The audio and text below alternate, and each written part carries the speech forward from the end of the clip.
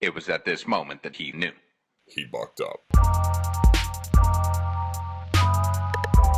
Welcome. You're listening to Bucked Up with Sam Buck. Fucked up. Now you fucked up. Now you fucked up. Now you fucked up. Now you have fucked up. Like, do you use them in your videos and stuff? Or just you mean in real life people are? Well, just like shit? my mother, blah blah blah. Like if I'm telling a story about my mom, you know. Does that mean you aren't close with her? I think it just means I'm an adult. I think that's how I look at it. You have to switch to first names next. Nancy.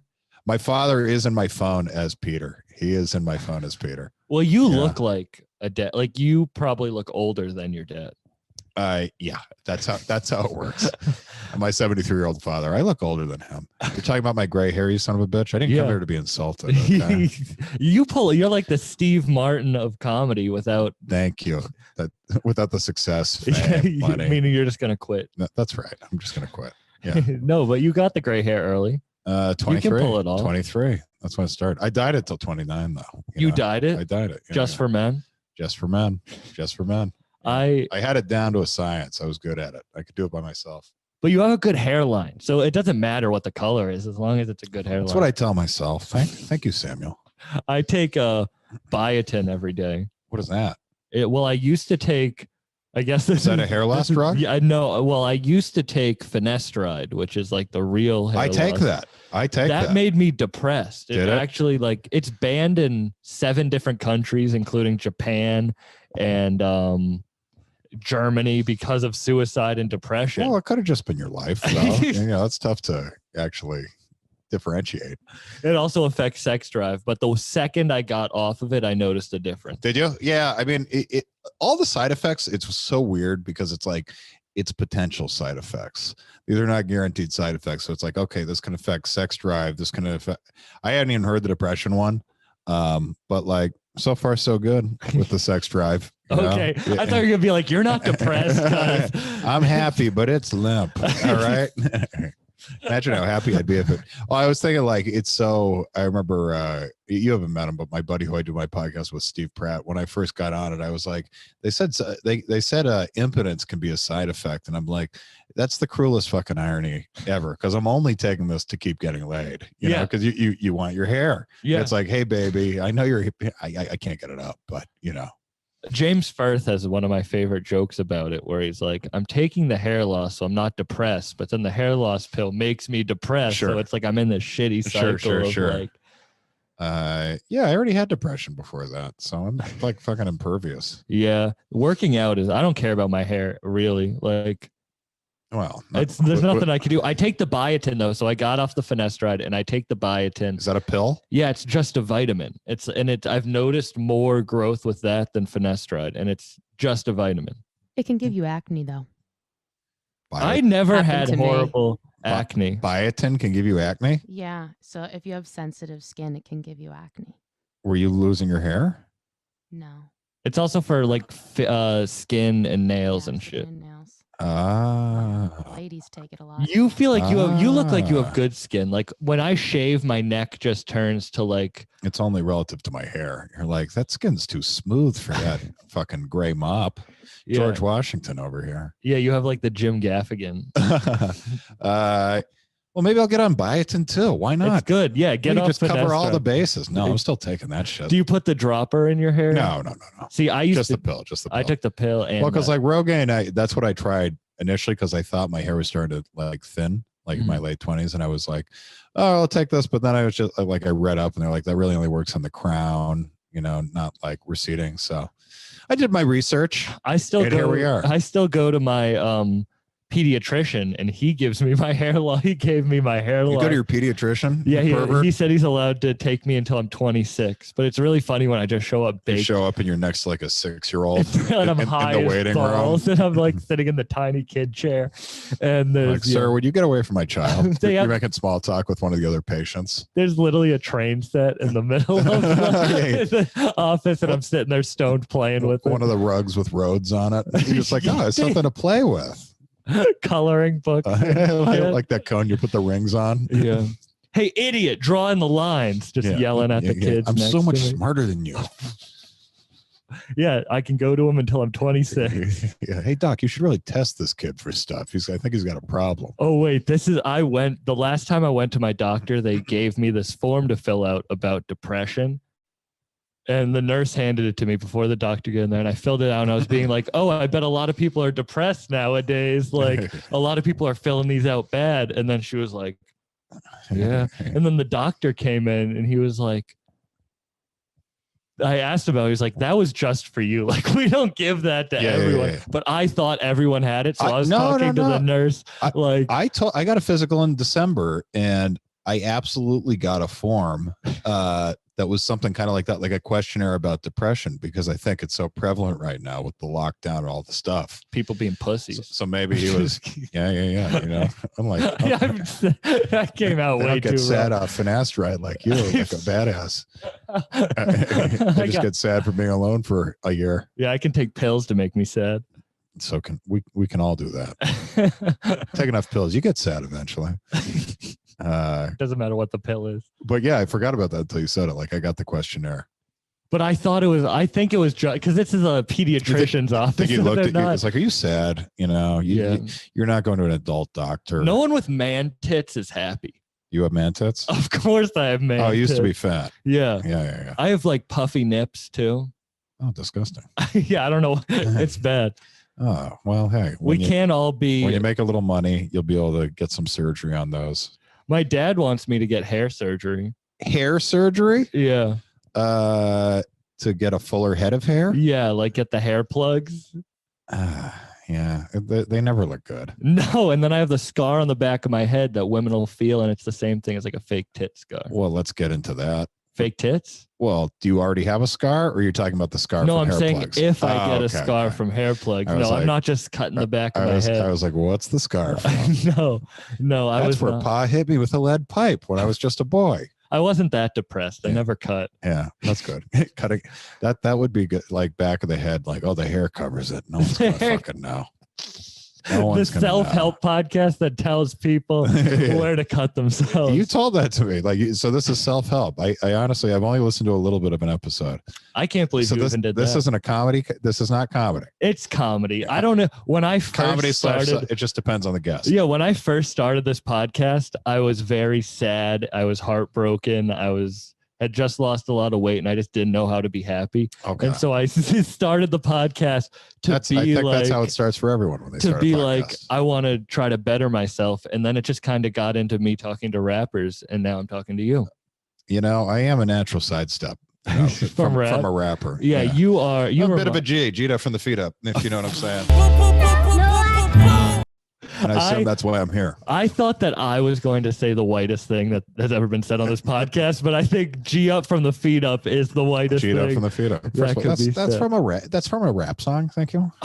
What rap song? I didn't just make that up. I think it's the way you said it. It's either Snoop or it's Chronic 2001. I can't remember. You could actually go viral on TikTok of reading raps in your voice. In my voice? In just your look, just very serious. Deciphering rap songs for old white people. Yeah, just reading it seriously into the camera. And then translating like the Ebonics or the slang. You know? Ebonics is racist. I know it's the proper term, but it's like African American. It's more racist. Factor in intent. You don't do that enough. What was that? It is a rap lyric. You were right. I looked it up. Of course it is. From what song? Chronic 2001? No, it's called G'd Up from the Feet Up. I don't know if it's by anyone. That's but that's a song on an album. The East Siders. Is that the okay? It was a Snoop Dogg, but when Snoop Dogg says it, it sounds better than when I say it. Sounds a lot. No way. Yeah. I was under the impression I sound cool. I want Snoop Dogg to listen to this and to do your jokes. Like to read your jokes out. We just do each other's acts. Yeah, exactly. Just like, okay, I'll rap. Now his flow's too smooth. Like, who's your Martha Stewart? Like Whoopi Goldberg? She has to be black. Is that what we're doing? Yeah, if Snoop Dogg has Martha Stewart, then you have Whoopi Goldberg. I mean, that's the only black woman I can think of. So she'll do. Now it's like, all right, name 3 black women. Can't do it. Name it. Just can't do it. Do you hear that, everyone? You want me to name 3 black women? Yeah, name 3 black women right now. In rap or? No, any black. You're stalling because you can't think of Lil Kim, Whoopi Goldberg. You can't use the one I gave. I can't think of anyone else. Oprah.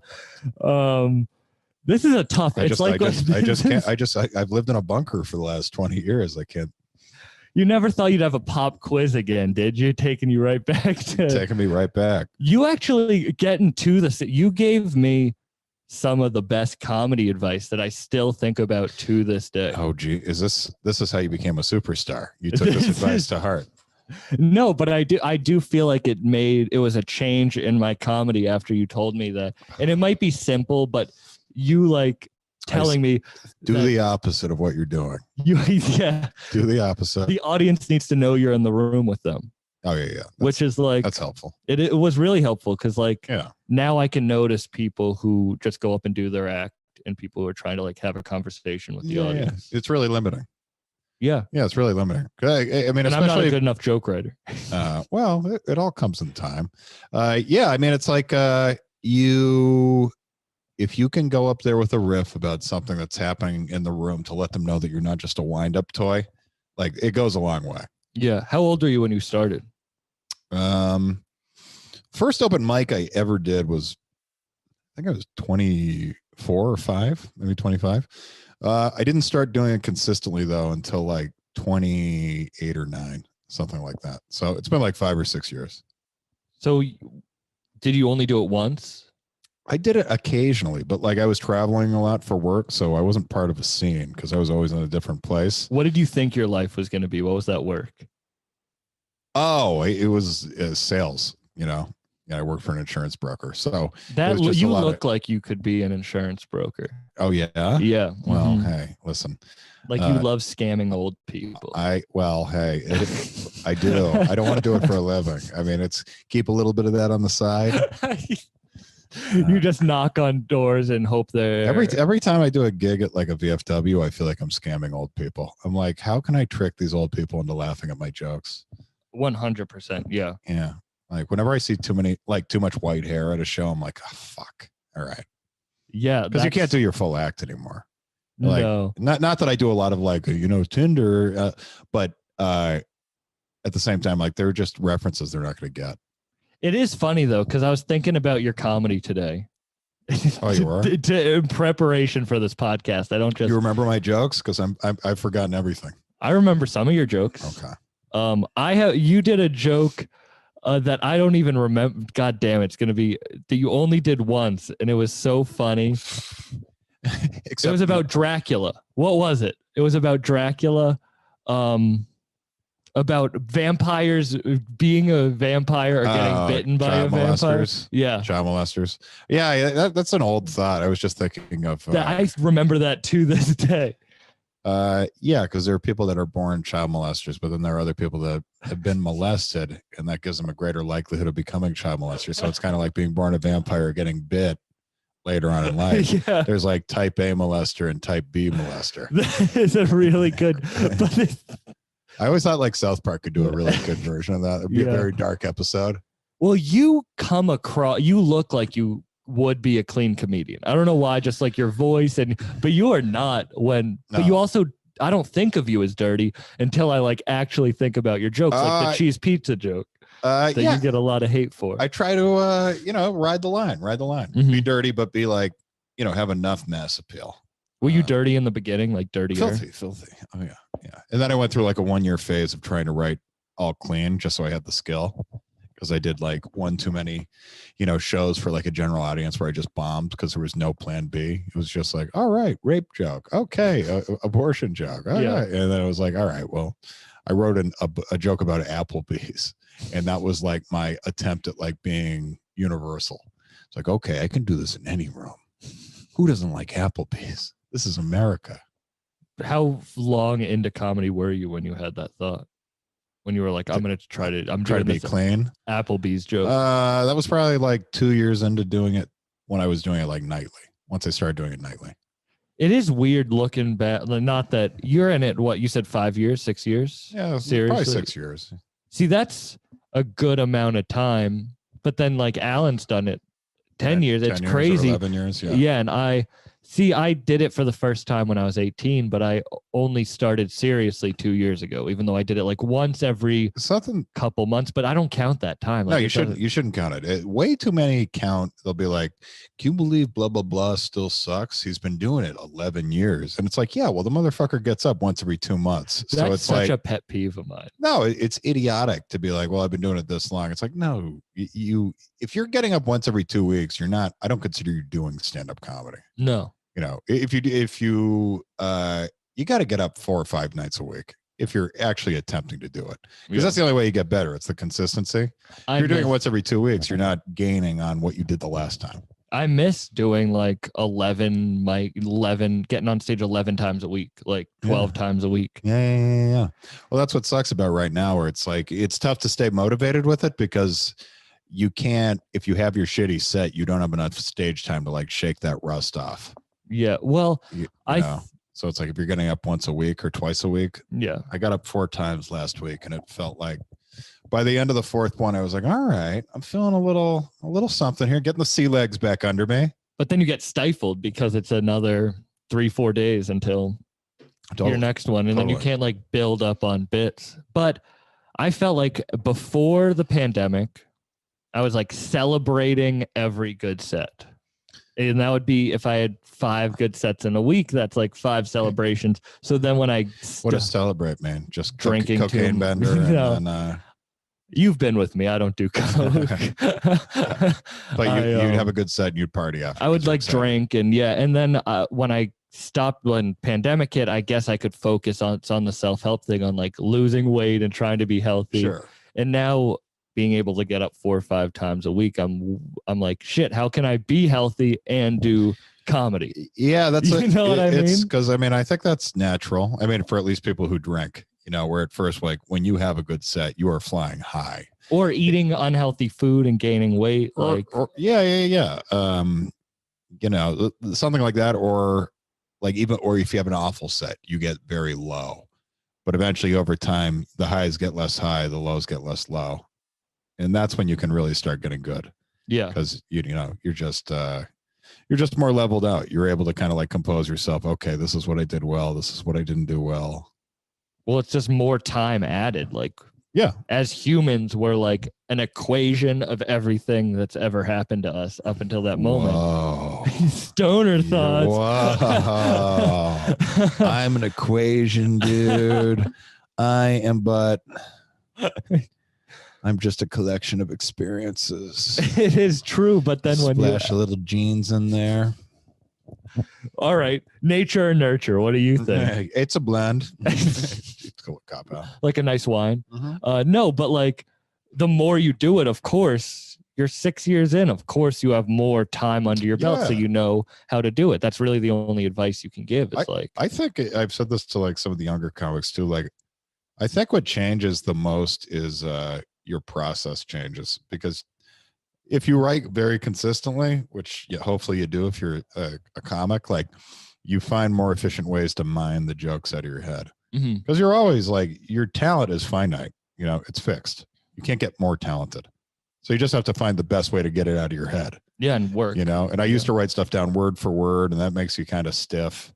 And now I just write down like kind of like an outline, like, okay, I want to hit this.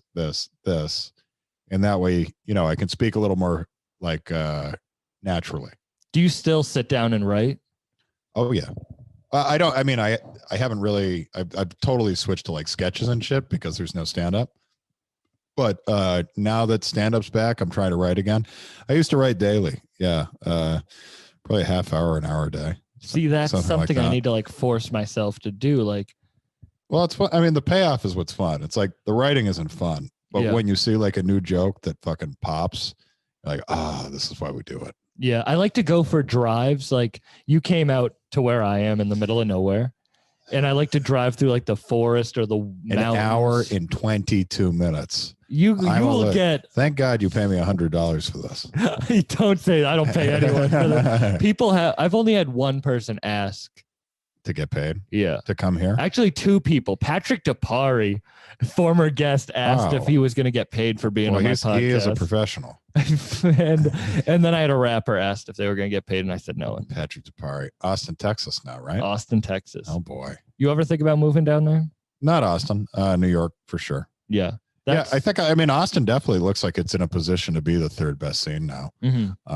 But I think like it's a little impulsive just to move down there now because I know because Ben Smith, have you met him? Yeah.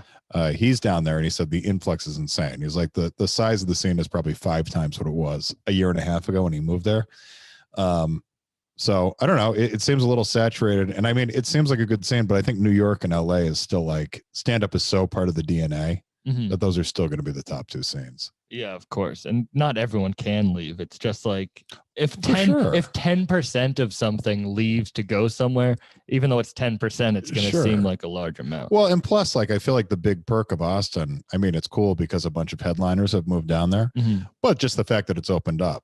But I mean, like you can already kind of see the writing on the wall around here. Like shit's opening up. Yeah. How do you once we're vaccinated? How do you feel like shit's opening back up and you're now very focused in another art form with your sketches? I can stop those at any time. Yeah. I mean, is comedy really your like main? Yeah. Yeah, absolutely. I mean, I have the day job, but I'd love to get rid of it. Were you ever able to sustain yourself fully on comedy? No, the last year before this, I was absolutely, paying for a lot of expenses with it. But that, I mean, that's kind of the beauty of the day job, which is, it does not, I don't spend 40 hours a week with the day job. So it's honestly perfect for comedy. And really everything I make from comedy is just excess. It's just, all right, I can pay for bills, but I can also pay for stupid shit.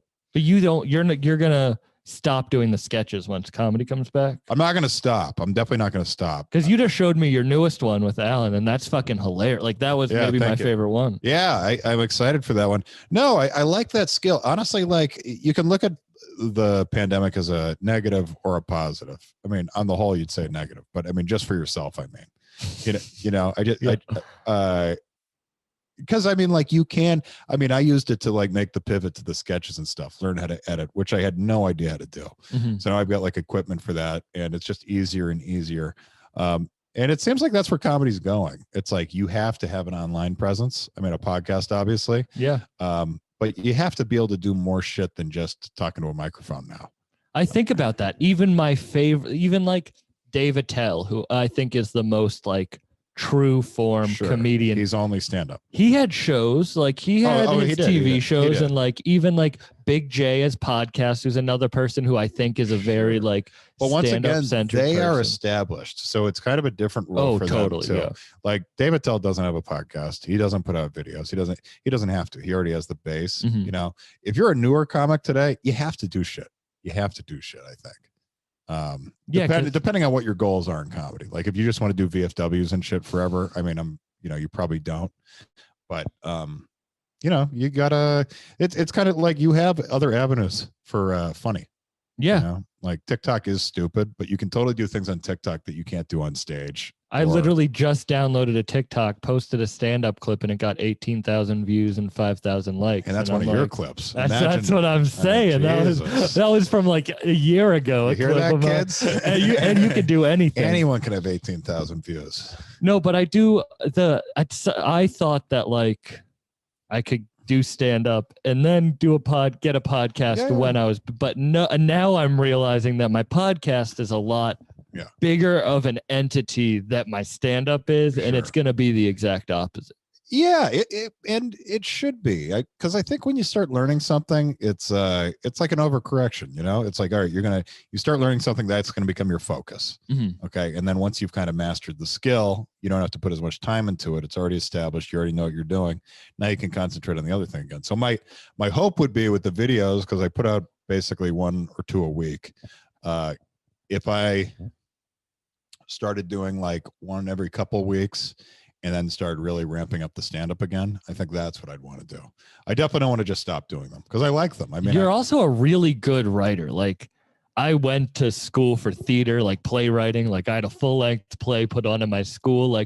But you're a really good writer. Oh, thanks, man. Of sketches. Like you have that skill, and you said you didn't have that before. I'd never done sketches or videos or anything before, so that's crazy. It's been like it's been a pivot, and of course, just like fucking anything, it's like my first couple of videos probably did better than any other video. Yeah, it's like even though I think the progress, like they're getting better, but it's like the third video I ever put out was me just pretending to be someone's like neighbor, saying why they like college basketball more than the NBA. And it's just racial undertones the whole time. Yeah, that's a hilarious video, and it got shared on. I know that guy, but that got shared by 2 huge publications and shit. And I was like, oh, this is easy. Do you get? And then nothing else got shared like that. My 4th episode ever is with Lloyd Legacy Sharp. And it got 6,000 listens. Wow. And it's my top listen to podcast. And you're like, this is it, baby. Smooth sailing. I've had Grammy winning rappers on my podcast that get like. You've had a Grammy winning rapper on here? I've had 2 Grammy winning artists. One, a rapper who won for working on Hard Knock Life Volume 2 by Jay-Z. Yeah.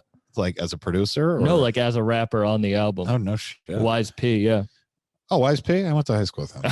I know Wise P. No, but I'll get like rappers that like are pretty big, like that I'm actually fan, and they get nowhere close to like the listens as like. It's weird. Yeah, it's weird. Yeah. I mean, with all this stuff, like I think about this a lot. Like when you talk about putting out the online content, whether it's podcasts or videos, it's consistency, it's repetition over time, because the internet is such a massive ocean of shit, floating around. Yeah. So it's just like you have to just keep throwing that shit at the wall. It's true. Keep throwing the shit at the wall, and then something's going to stick, and it's probably not even going to be your best thing. Yeah, it's like hopefully the person goes back and listens to your other shit.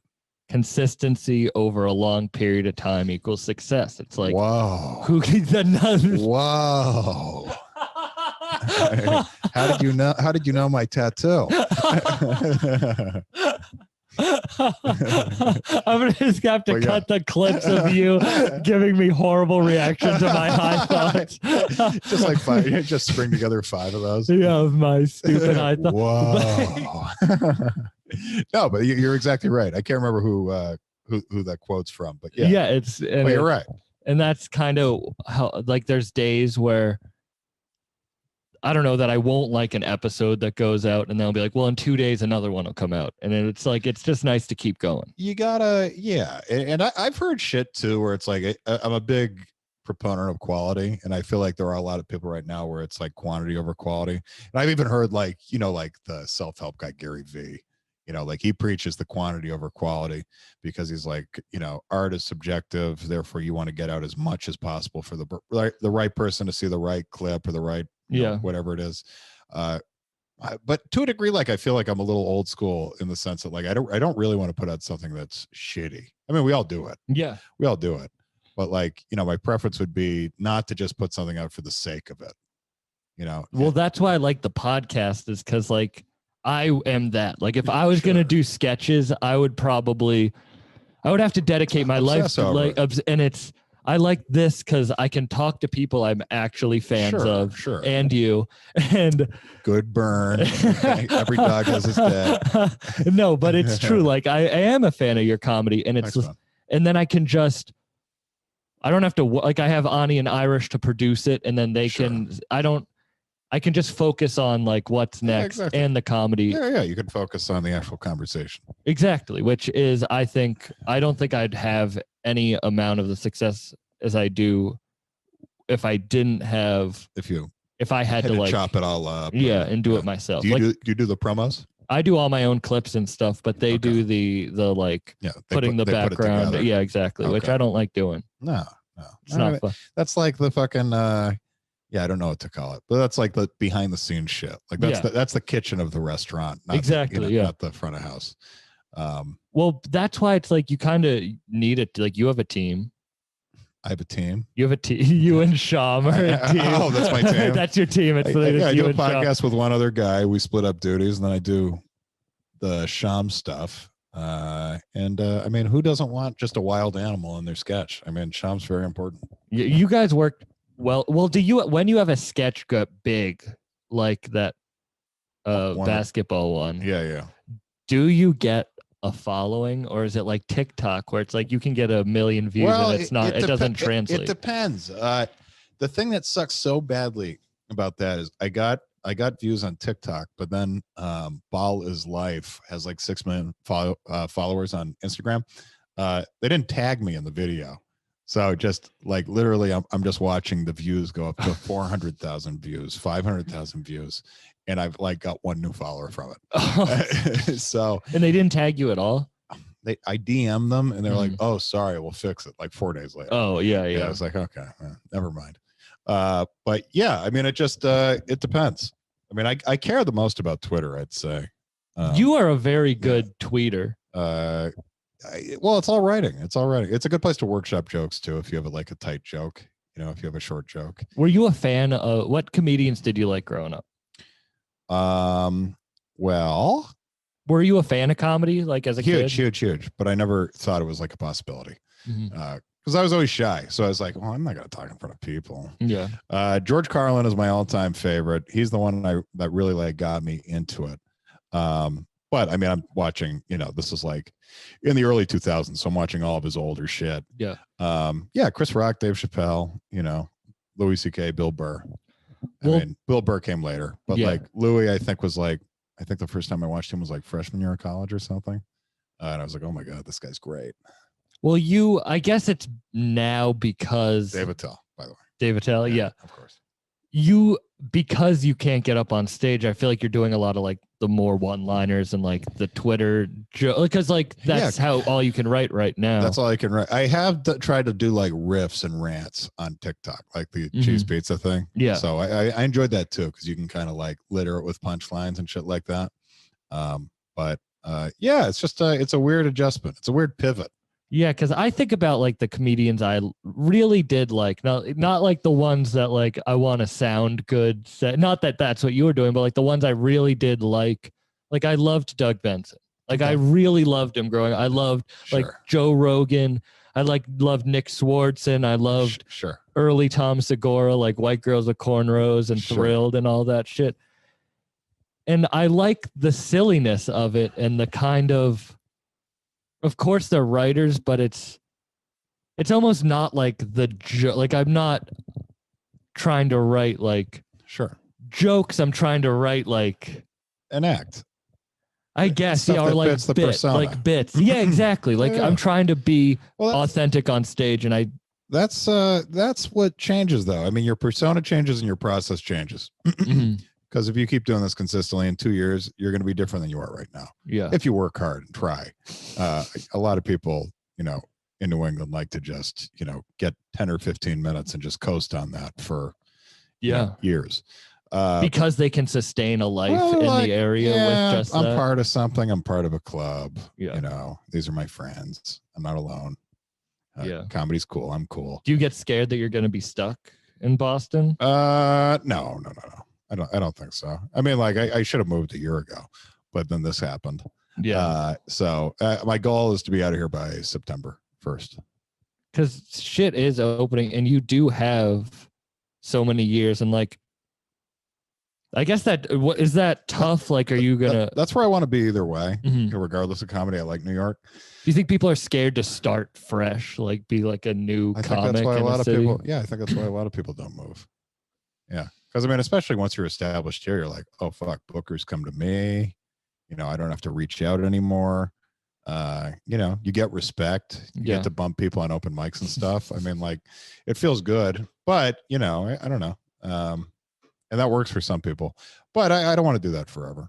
So, plus you get inspired by more talent. You do. Like if your goal is actually become a great comic, you have to be around great comics. You're like, oh fuck, I got to be doing that. That's what I want to be.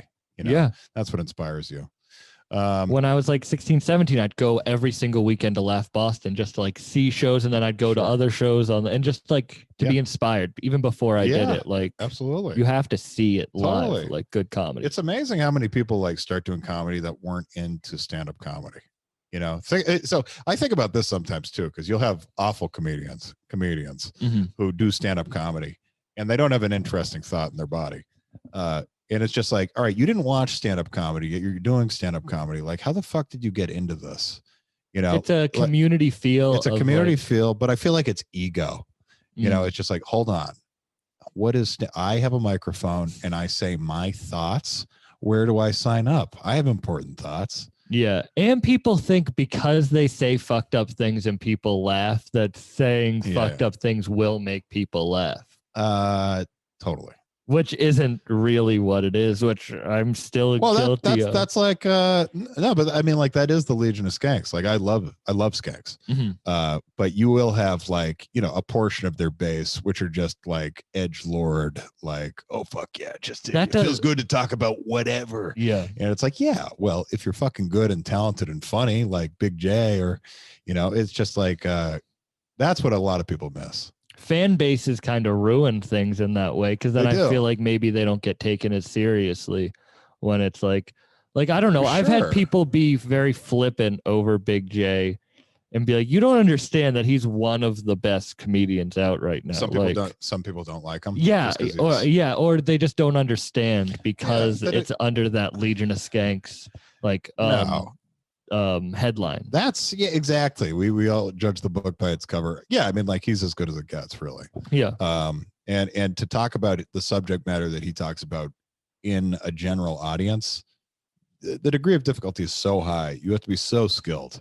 Yeah, he's one of, you know, my favorites easily. But it's just weird how we get divided over shit. Like, if you, for instance, like on Twitter, like, if I had like a view on cancel culture, okay, and I tweeted something about cancel culture, especially if it was anti, it would just immediately become, oh, just typical white guy, blah, blah, blah, blah, blah. Even if it's like a unique angle, even if it's a thought out opinion, you know?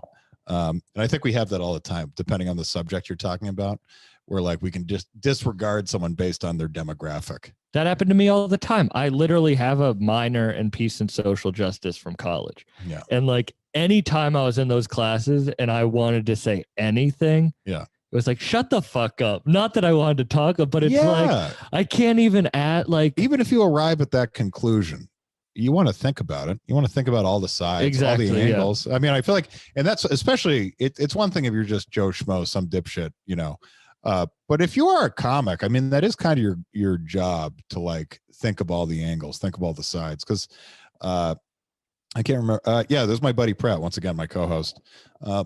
He said something like, because he was in Boston comedy for a little bit, and he was like, no one is ever the bad guy in their jokes. No one's ever the bad guy. They're always the virtuous person who's on the right side of history. This guy got on the elevator and he said all lives matter. And I was like, no, sir. And it's like, okay, well, that's not fun, you know? Yeah, of course. So it's like, I love finding the sliver where you're the bad guy, but you found like the sliver in the logic. That's weird that you say that, because I think about that whenever I write a joke. I want to be the butt of the joke. And it might be because the first time I ever did stand up on Kill Tony, I did a joke about homeless people. Name drop. And it was the first time I ever did it. And Mike Lawrence came up to me afterwards and he was like, don't joke about homeless people.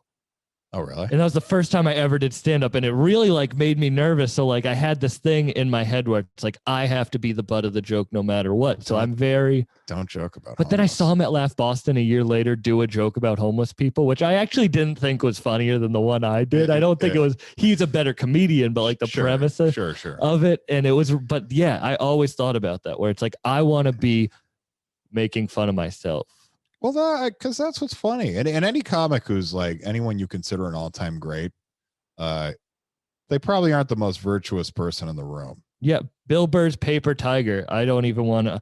I like got emotional watching that, hearing him talk about anger and his problem with anger and being like, we're getting real with it. Because that's something I feel heavily is a problem with anger.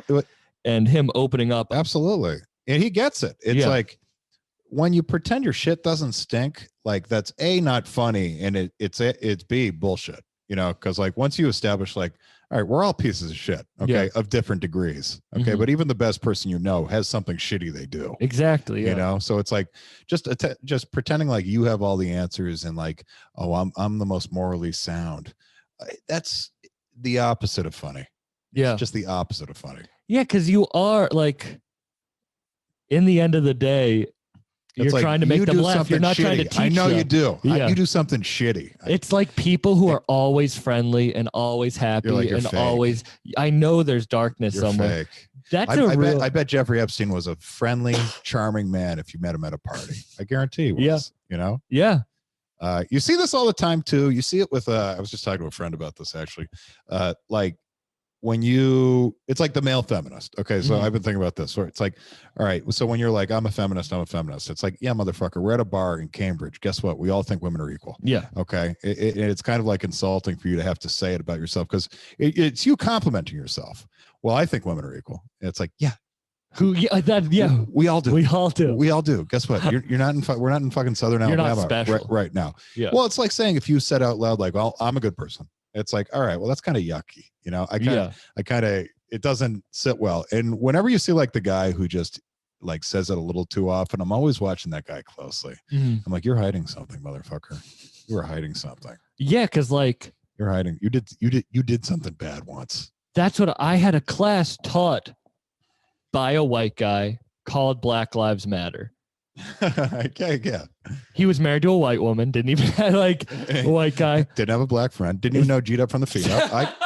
I get it. No, but this is the thing is I don't, speaking of Legion Skanks, I don't like Milo Yiannopoulos. I never was really a supporter, but I wanted to know what my teacher thought about him because that was when he was in his most popular time. Sure. So I asked this guy, how do you feel about Milo Yiannopoulos? And he goes, you will not speak that name in this class. Ugh.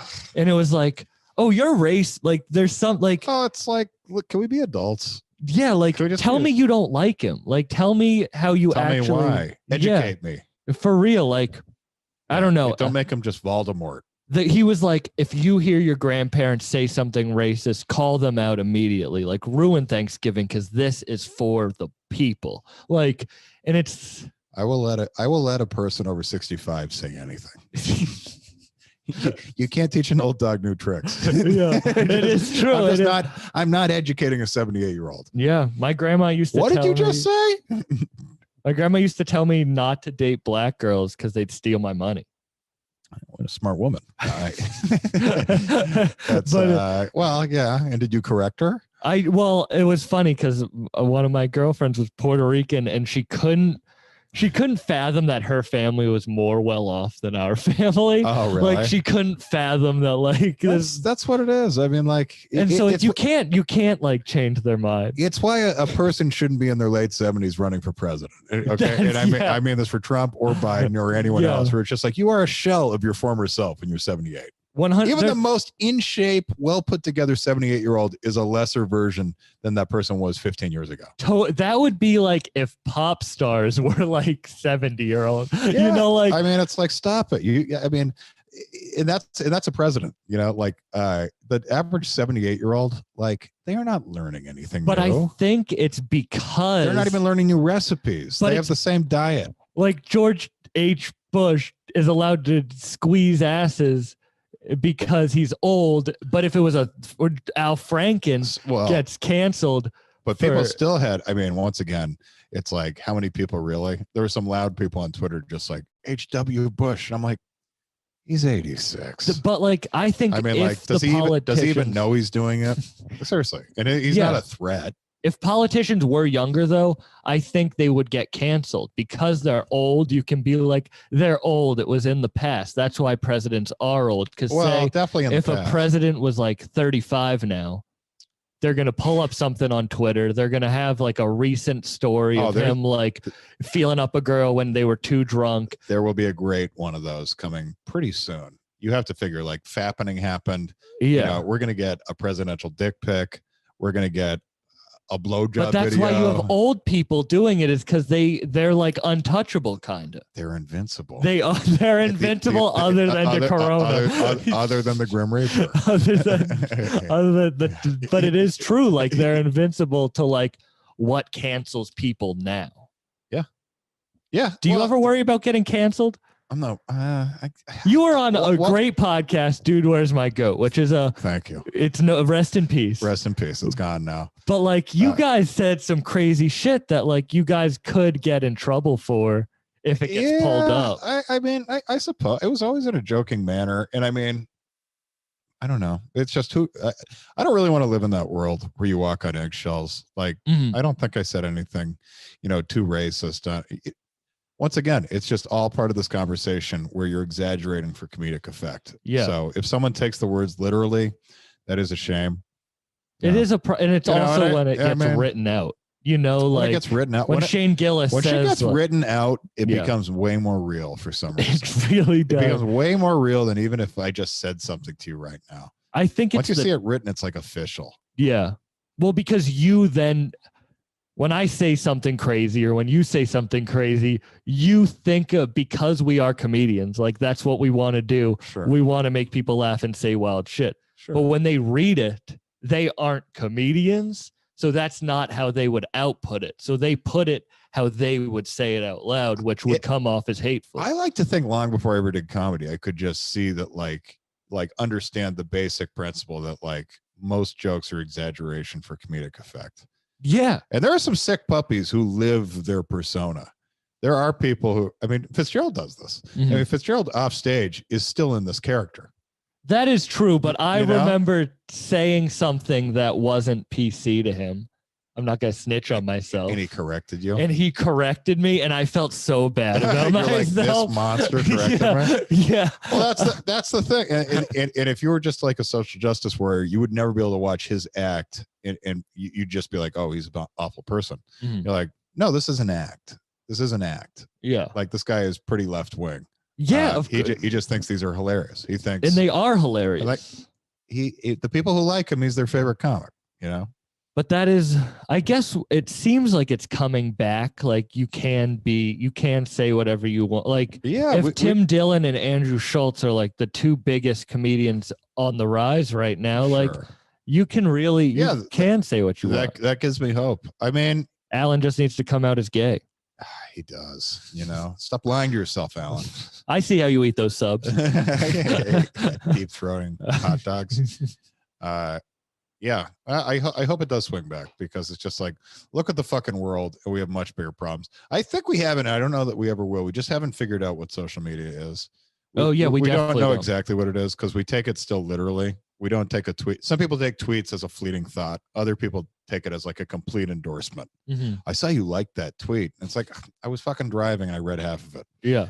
It's just like, if you think like a like is just an endorsement of something, it's just like, oh, fuck it. This has happened. Someone has seen like someone posted like, I don't know, Blue Lives Matter, or whatever it is, something pro police. Someone liked it. And someone else saw that this person liked that tweet and now doesn't like the person. Oh, totally. That happens. Yeah. Yeah. Which is madness because who knows? Who knows how much the person liked the tweet? That is true. Who knows if they accidentally fucking liked it? Who knows? But it does. And then we're so scared to then talk and it's crazy how wild people get online with each other. The pandemic has exacerbated everything. I won't get in any fights on Facebook, but if I have a problem with you, I will come to your face. The second you get into an argument online, you've lost. Everyone loses. I don't get the point of it. Well, this is it. If you look at it from the perspective of no one has ever changed someone's mind through an argument on Facebook or Twitter. That's happened 0 times in the history of the world. So what the fuck are we doing? Yeah. It's like if you went to a casino where no one had ever won. No one had ever won. You're like, no, I'm the exception. I'm the exception. It's like it's never happened. It's true. People still argue. It's like if I saw someone like tweet all lives matter, or let's take it even further. If someone tweeted like death to the Jews, okay, it wouldn't even occur to me to engage this person. No, because I'm like, I'm not changing death to the Jews' opinion on this. Yeah. Like this is not happening. Or even like, but someone goes in public, like you cross the street if someone's yelling crazy shit. Of course. On the street. Like, oh, I'm going to reason with the homeless man screaming death to the Jews. Oh, I didn't think of it that way. Yeah. Dude, commenting on shit is insane. Like if you're giving paragraph responses on top of someone's like fucking status update, like you need more shit to do. Well, like I like posting pictures of myself that I think are like good pictures. Yeah, you do. But then people get mad at me for that. And it's like, I'm doing it for what? Like, do you want me to like post controversial shit like on Instagram and then you get mad at me? Like, do you want me to post like that bit on TikTok? It's a school shooting bit. And on TikTok, it gets 18,000 views. But if I post it on Instagram, I know that people from my past would get mad. I took a girl. They all have a different. I took a girl to a show once, and she waited till I left the state to then text me how disappointed she was and how unfunny I am and how how could you do this to. It's easier to text that stuff. That's what I mean. Like you won't say it to my face. No, well, I think that's what we've kind of created, where it's like if we were like moving the entire human civilization to Mars. Mm-hmm. And we had to make like a new constitution. Okay, this is why we're leaving, because we want a better world and we're leaving the old people behind and whoever. I feel like you'd have to ban social media. Yeah. Because I mean, like if we've been running the experiment for almost 20 years now, and like unless there's a big like change, it just divides us so much. And do you think it will change it, or it will evolve with it, or it'll change for us? I hope, like we were saying, like I hope when someone likes a tweet or they tweet something, we don't take it as like gospel. Mm-hmm. You know, I hope we learn that like, okay, just because it says this thing doesn't mean that person is awful. You know? Yeah. Because calling someone a fucking idiot is the greatest way to ever make them not change their opinion too. Yeah. That's the thing we just haven't figured out at all. And I mean that on the left too. It's like, all right, you're fucking stupid. You voted for Trump, blah, blah, blah, blah, blah. And I'm just like, yeah, the person is stupid, but if you fucking call them stupid, they're never going to see the light. No, it's like it's being like you're racist or you're sexist or that's it. I mean, if you're on the left, everything is about upbringing and education, unless you're poor, white, and racist, then you're beyond repair. Yeah. It doesn't matter. Even though we know exactly how you make racist people. Maybe this is why comedians do like saying crazy shit. It's because I do feel like comedians went through some type of adversity, and that's why they want to do comedy. At least ones who really care about it. Ones who care about it. I feel like it's a loose term, but yeah. Went through something hard to get to them. Maybe. Not necessarily. I like to stick up for like the sad clown. Everyone thinks you have to be a sad clown. Like I like to think that you don't have to be. I guess you I could put be a my person own who just thinks about the world. I was told so much growing up that I couldn't share what was happening around me, and that the world wouldn't like me, or they'd get mad at me if I would share what was happening in my life. Okay. So then when I found comedy, like listening to Doug Stanhope, that's one of my favorites, because it's like all time. I'll say whatever, like I'll say whatever, because I was told for so long I can't say shit. It's also, if you look at it like this too, like stand-up comedy, like there's nowhere else really in life where you have the opportunity to talk about those certain subjects like you do with stand-up comedy. Yeah. I wouldn't even tweet about some of the subjects, you know, but you can do it there. So it's like, that is kind of like one of the last bastions of like, you know, absolute free speech, where you can just explore subjects. A lot of jokes never even become jokes, but you can at least try to. I love my hardest days, like days where I feel like I have a really good set that night. Like days that if I take that pain or anger, if something really fucked up happens to me and then I go up on stage, even if that doesn't become a bit, sure. Like I feel like I can use that. Yeah. But that's hard to create all the time. Well, that's the difficulty. And I think that's what like comics understand, that like just a normal person doesn't. And I mean, there are bright people outside of stand-up comedy that understand like, okay, you know, with free speech, it's like, you got to say some stupid shit to find, you know, that little golden nugget in the middle of it.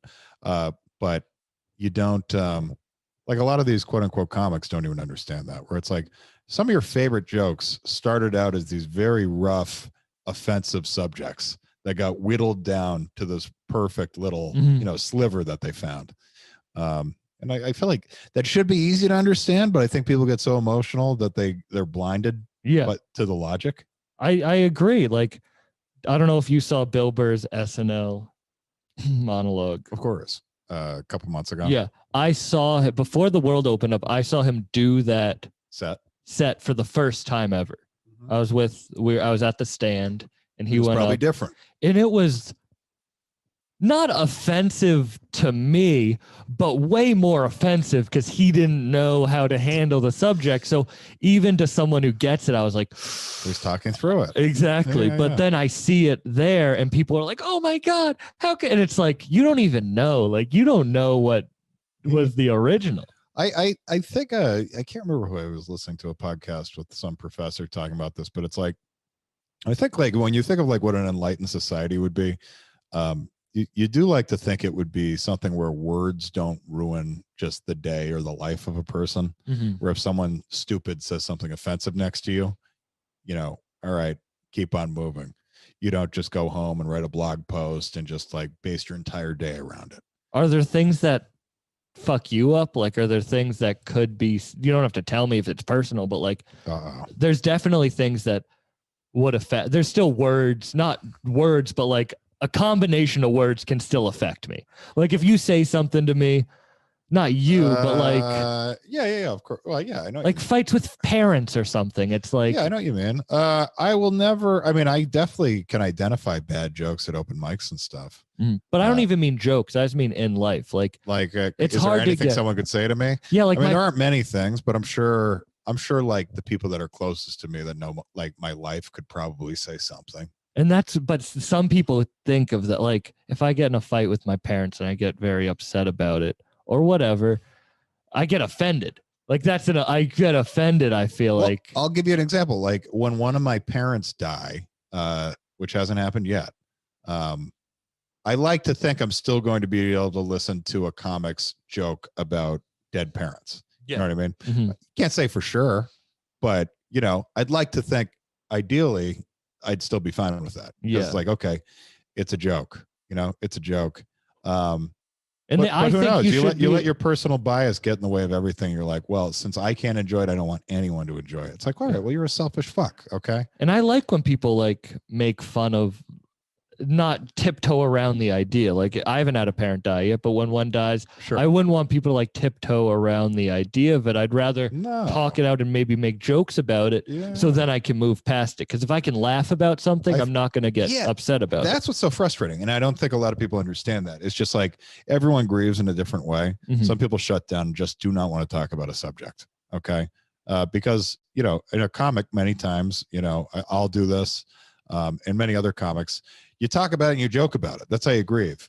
And they just can't wrap their head around another person grieving about a subject or even discussing a heavy subject in a way that they wouldn't, you know, and they want you to live your life like they live their life. And it's like, you're just as fucked up as me because you can't even talk about it. Right. You know? Yeah, we're just like you just shut down. It's like the far right and the far left are very similar, but that's the same thing with everything. Like you have the moral high ground if you don't say anything about it. Yeah. And you get that with a lot of this stuff, like with any of these, like, you know, societal debates we have, the moral high ground, even if it's illogical, it makes it tough to like argue on Twitter or something because you're arguing from like the bottom of the hill. Yeah. You know, you're like, well, maybe, you know, it is a problem, but maybe it's not as much of a problem. It's like, shut up, bigot.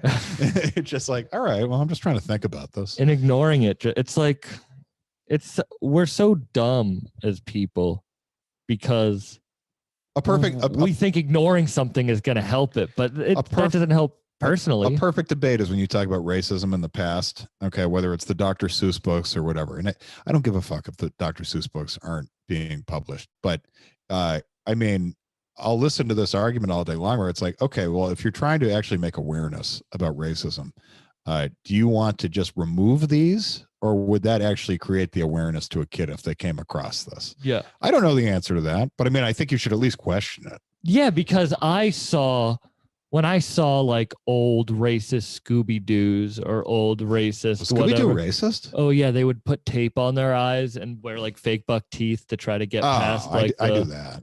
But like anything like that, Dumbo or anything, I saw it and was like, that's great. Like, I didn't think like, yeah, they're actually Asian. Like the times change. I mean, there's stuff we do right now that in 50 years will be unacceptable. Oh, 100%. Yeah. And whoever is woke right now will be completely ignorant in one of their views. Yeah. But they can't wrap their head around that.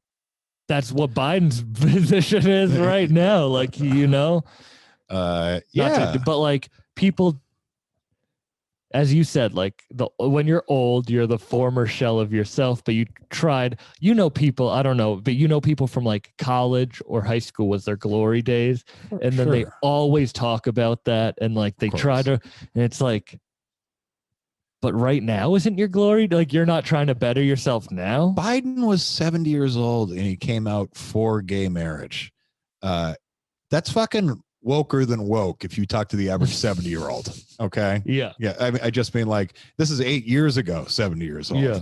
Okay. The majority of 70-year-olds are not down with that. No. So, so to act like he's just like, depending on who you speak to, but he was just like, oh, this guy is fucking worse than blah, blah, blah, blah, blah. And it's like, well, I think we just had someone who was worse. Yeah. But any of this talk it's even like sports talk, I feel like, where it's like, you're not like, I used to be real into politics. Oh boy, when you were a boy? Yeah. Said the 23-year-old. Exactly. When I was like really into politics. 18 to maybe 16 then I to found 20. Acid. Mushrooms. The only time I ever did acid, a kid tried to rob me right as I was peaking. And I never did it again, really. Did you fight him off? I screamed and ran away. I screamed, get away, and ran away. This is a bad trip. You don't think he's real? No, it was real. No. But have you ever tripped? Yeah. Are you an acid or a mushroom guy? I mean, I wouldn't say I'm a guy as far as any of those, but are you coming out as trans? I'm coming out as trans right now on the Bucked Up podcast. You're my Todd Glass. I've done acid twice. I've done shrooms probably 15 times. Something like that. Yeah. I mean, I love, it's been a while. 2 years ago or so, I think I did them. But that was like the first time in 5 years. I love mushrooms. I love the way it makes you think. Yeah. I'm not someone who would go to a concert or go out in public on shrooms like you. And it's not even the visuals I care about. I like how it makes me think. I feel like I categorize things well and I look at things at a different light. So it's easy to have, like, I don't want to say an epiphany, but kind of a, I don't know, what's a lesser epiphany? Some realizations. Oh, yeah. Well, you seem very even keeled. Like, when I watch back on this podcast, I realize how much I talk with my hands and how little you are very. Because it's just chaos in my head right now. And you have such a monotone voice. Like, you have a very not a compliment. It is. It's not a monotone. It's not a compliment. I guess what's the right term? Deep and sexy. Deep and yeah. You have a very deep. You should read raps. That would be really funny. Maybe that'll be my new thing. Yeah. But you do have a very unique voice and calming. Yeah. And you're very, in your head it is chaos? Yeah. I mean, not right now. I feel like I'm the opposite. Not right now, but yeah, I mean, I'm up and down. I feel like I'm very lively and very like animated. But then you are, Sam. Yeah, you are. Like a clown. No, I'm kidding. But I get high to try to like cut that because people get annoyed. I used to do that too, but then I eventually was like, I think the weed, and once again, everyone handles it differently. Like I used to get high daily. And I just thought it kind of like whatever mental problems I had, I thought it kind of made them worse because it kind of like, it's like putting a Band-Aid on it. Yeah. And then the next day it's fucking worse. And it's like, oh fuck, I need the weed even more today. Yeah. So eventually I was like, let's just drink. See, I used to drink heavy. Says the 23-year-old, but I used to drink back in the day. I used to drink a handle of Jack Daniels every other day. John, 2017 to 2018, those were rough times for Sam Bell. I'd say it was 5 years of rough drinking. Okay. 4 years of rough drinking. All right. And you switched to the shroomies and the weed. Yeah, that's great. Drinking is not good. It's not for me. Do you drink it all? I do drink some. Oh, okay. I do but like, yeah, but I can't. You're generally not going out getting shit faced now. No, which I used to do. That's what I mean. Like going back to the beginning, like celebrating for comedy. It's like I'll have 3 Jack and Cokes. Fuck yeah. Which I guess that's a young man's drink right there. Jack and Coke. I used some to get sugar and some whiskey, baby. Fucked up off Jack. I ruined. That used to be like my first, like in college, bourbon and Coke. And Coke. That would be the go-to for 3 years. I used to bring around a pint of like McGillicuddy's. Oh yeah. Yeah. Wow. I don't like drinking that much though because I don't feel in control. Weed, I feel like I'm in control. Yeah, and that's the opposite for some people. It's just how your body reacts to it. Yeah. You're a drinker though? Yeah, I'd say I'm a drinker more than, weed. I was with you the last time I got fucked up. I had to sleep on Shamil's couch. Lord. A guest on the podcast, Sam Buck. Yeah, I go no longer on the, but I was drunk. That's what ended the podcast. Dude, where's my goat? Sam Buck's episode ruined us. Yeah, you got a little fucked up. It was McGillicuddy's and whiskey, and we were mixing them. That'll happen. That'll happen. Yeah, I had to sleep on, but that was the last time where I was like, oh, I made a good decision that I don't drink heavily anymore. That's good. You gotta know your body. You gotta learn your body. We're all good at different stuff. Yeah. Well, I guess I want to finish on how much time do you think you have now? Like when you move to New York, are you going to try to be a headliner again? I mean, I think it's going to be a year or two of just meeting people and do you have any connections? I'm not a piece of shit. Yeah. Oh, absolutely. I mean, so many comics have left Boston, so I know a lot of people there. My co-host, he lives there. Yeah. I mean, what I really want to do is I don't want to use my material from before the pandemic anymore, which kind of sucks because I put a lot of work into it, but I view that as a different me, What's the new you? No, I just mean that's a younger comic. That's like, I don't think, I think like the last 6 months before the pandemic, I was a way better comic than I was before. So like, I like those jokes that I wrote in those 6 months, which probably 10 minutes of material, something like that. I'd like to keep that 10 minutes and then just do all new shit, get rid of the old shit. Do you feel like you're a different person now? I feel like I'm a better comic. I feel like I'm a much better comic, like more even keeled on stage, like less jumpy. And I just think the jokes are better. I just understand what an audience wants to hear now more than I did, 4 years ago. Do you think people who didn't do any comedy over this year are going to come back thinking that like, I've been able to do comedy. I maybe took 3 weeks off was the longest I went without getting on stage this past year. So that's way more comedy than most people. Yeah. In New England, at least. I feel like people are going to come back and think that. I don't think whether you didn't do any comedy or you tried to get up as much as you could, I don't think it matters. Yeah. I don't think it matters. Because I think like when that person who didn't do comedy at all, when they're able to get up for like a month consistently, they're going to get their sea legs back. I guess that's true. I feel like I'm a much better comic now than I was at the beginning. Well, I know. Also, the growth is exponential when you're new in comedy, where you're like, all right, every little thing makes you better. Like, oh, okay, I know how to say hello, how are you to a crowd member now. Yeah. All right, that makes me twice as good as I was before.